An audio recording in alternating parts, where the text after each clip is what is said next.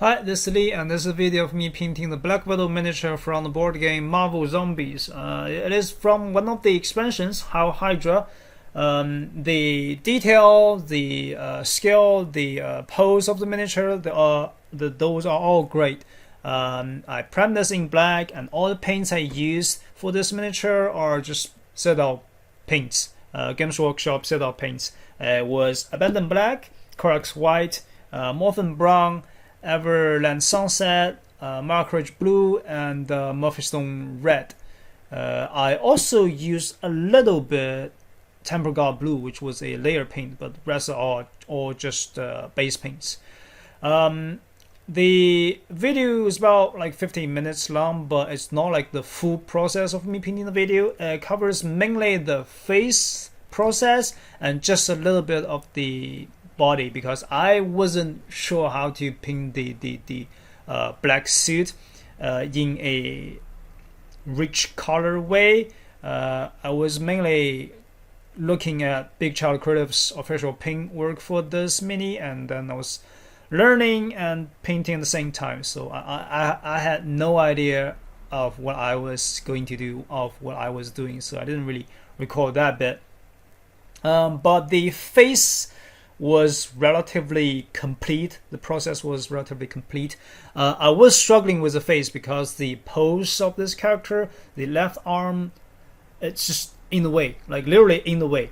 If you have like a easier way to remove the arm temporarily, like cut it off and then super glue it back, I would suggest you to do that, to be honest, because I was struggling a lot because of this arm. But I mean, you can deal with it. It's not like completely block the area you're about to paint, but it is kind of annoying, especially on the lips bit. You have to like find a very tricky angle to outline the shape of the lips because of this arm. Like you can't just have a lot of control over the brush to have a free range of painting, but you have this arm right in there.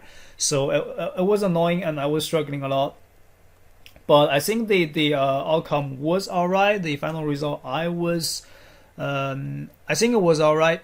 The skin tone again was kind of just Corax White plus a little bit Morphin Brown. That's the quickest way you can get a simulation of the human skin tone, and then based on the character, if it's like male, adding a little bit yellow or more brown. If it's female, adding a little bit white or adding a little bit red, Murphystone Red, to adjust the skin tone a little bit. Was spending a lot of time on outlining the shape of the lips, also the eyes, I believe. Because for those miniatures, especially you're painting face, the shape of those structures are really important, especially in those scale. Like you have to.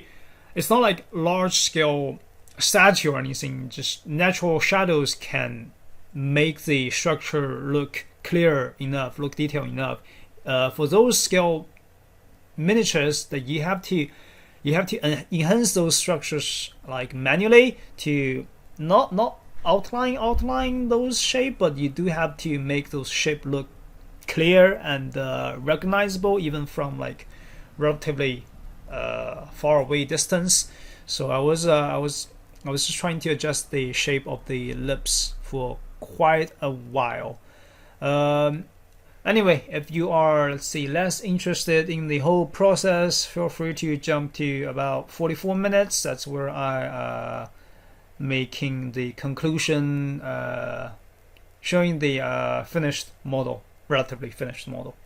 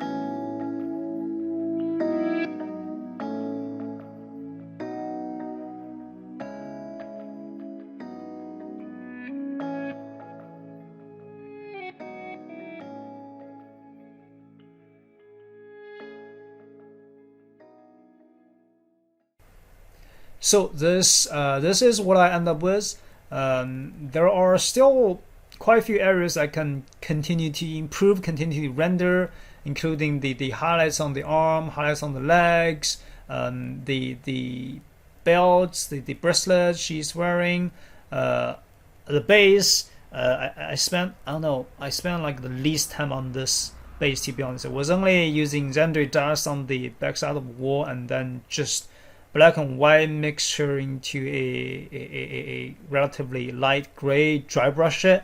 So it was really quick on the base. But I feel like it is at a stage I'm satisfied with. Like I'm fine displaying this piece out on the tabletop to play the game with.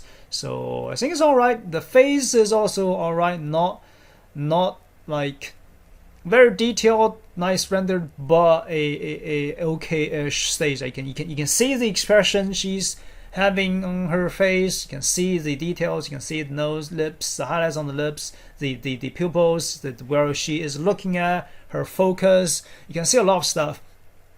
And I feel like those brush strokes I left on the mini are some kind of details. Like I can continue to render the painting to make it, I don't know, smoother, but I feel like some brush strokes do, like, I don't know, make it hand painted feel-ish. Like I enjoy those rough textures that was left on the mini.